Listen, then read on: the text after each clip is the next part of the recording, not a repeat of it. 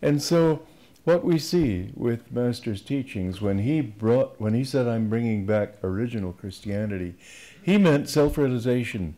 And he meant the individuals. As he said to us, you have to individually make love to God. No one can do it for you. And if you have an institution, the only purpose of the institution is to help that to be actualized. It's like a hive, which can help the bees to create honey, but the hive is not the religion, it's not the honey.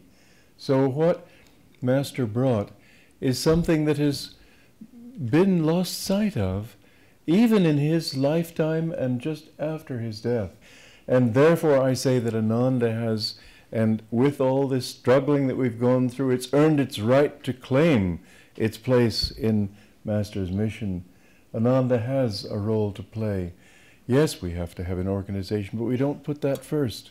We put the individual search for God first. That's where it has to be. We've got to bring it back. And that's why Master kept talking to me about this, because he saw that I had this understanding. Well, so the purpose of Ananda, and this is a point which the edges, the definitions tend to get a little blurred. We have a beautiful community, and people say, well, then we must make a more beautiful community. Maybe and maybe not. Honestly, it wouldn't matter if we were in mud huts and walking on mud roads if we all meditated and loved God individually. The purpose of Ananda is not to create a beautiful community. That's something you do in the process of doing your best to serve God. But the purpose of Ananda is to get to have a place where people can come together and love Him, to create a hive. That's what it's all about.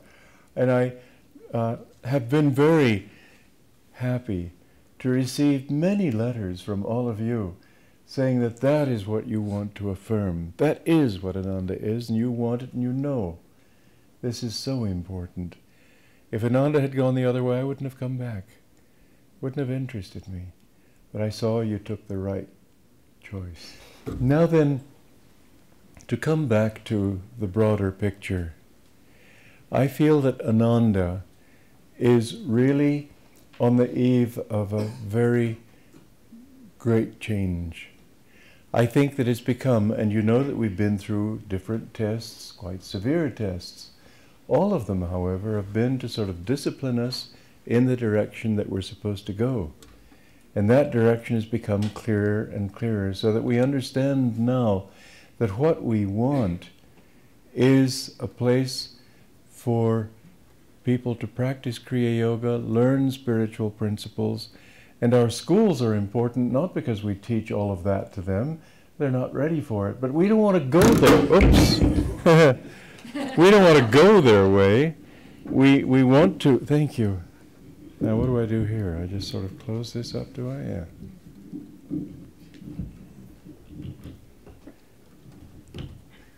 There was a panel discussion at India Center in Hollywood many years ago, and some speaker was very agitated and emotional and so on. At one point he went like this and knocked a glass over, and at that point I put my glasses on.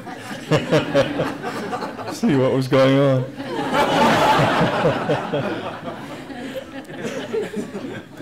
If we can bring those teachings, we're here for a purpose. We're not here.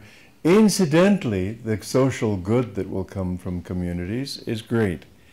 Incidentally, the social good that will come from the writings and the teachings that we have, teaching people about leadership, teaching people about education, teaching people about so many different subjects. All this is very valid and very important. But don't lose sight of what it's really all about. Why Master came here was because it has devotion and it has practicality. He used to say that in the future, the world will be led by India and America working together. India bringing out the practical side of religion, America bringing out the religious side of material practicality. And uniting practicality and the spirituality is going to be the consciousness of the future. You all have a very important role to play. I'm not going to be around all that long. I'm not yet at the watching stage, but I know it's not going to be all that long. And I really rather delight in that thought. But many of you are young, some of you are children, and what a wonderful thing it will be to see, and it has been in my lifetime too, to see this gradual upsurge of interest in yoga and meditation and practical religion by having actual contact with God. All of this has been a part of the scene, is becoming more and more so. You have a mission. It is not just creating a beautiful community. What we need to do is help people, and I do believe very, very seriously that we're headed for a Great Depression. At that time, people who now don't seem to be at all interested will be very interested. I think we'll have a mission then, not necessarily to make other Ananda communities. I like this idea of being autonomous, so that we don't have to have some central board of directors telling everybody what to do. I'm pretty sick of that consciousness.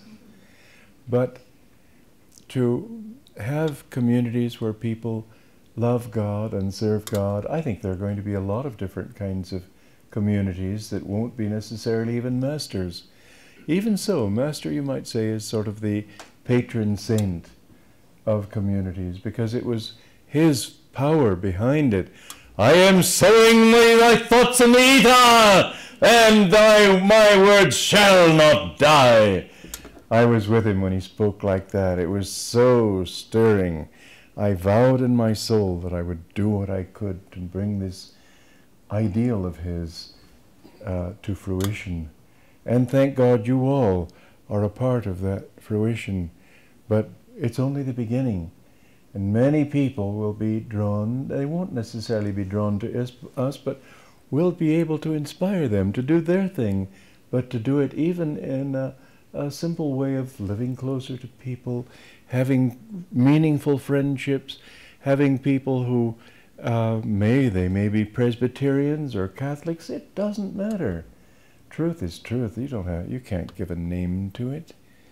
But if we can help them to seek themselves on a deeper and deeper level, I think that communities can be a great thing. And it's very important that it not degenerate into just a sociological experiment. It has to have an ideal, otherwise it'll be there for a while and then sort of fall apart. But this ideal, I think, is going to change this country. I think 100 years from now people will look back and say this is the most important thing that was going on. Important because it was what gave Americans a sense of direction and purpose. You have a mission.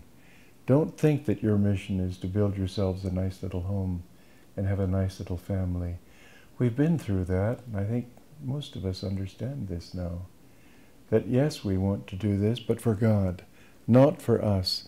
Those people who have been happiest at Ananda are those who don't think of themselves, but think, what can I give? How can I serve? How can I help other people?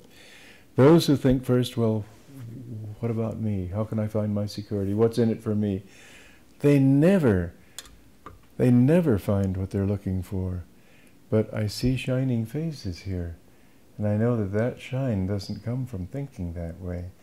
Therefore, I have to say, coming back from Italy and seeing this solidification of a generous and devoted and self-giving attitude is, to me, the greatest thing.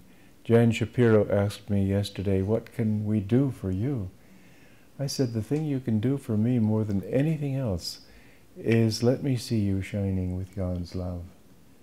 That's what it's all about. Nothing else matters. But to love God, when I see you happy in God, that's the only fulfillment that means anything to me, the thought that I am this creator of the most successful community and writer of all these books and so on. I think that's trash compared to what we're really trying to do. Instill in people's minds a sense of direction toward God, a sense of love for God, a sense of love for God in one another. And the more I see that, the more I feel really happy. That's the greatest gift you can give me. I would go so far as to say it's the only valuable gift you can give me. So thank you for your spirit, and thank you for everything. God bless you.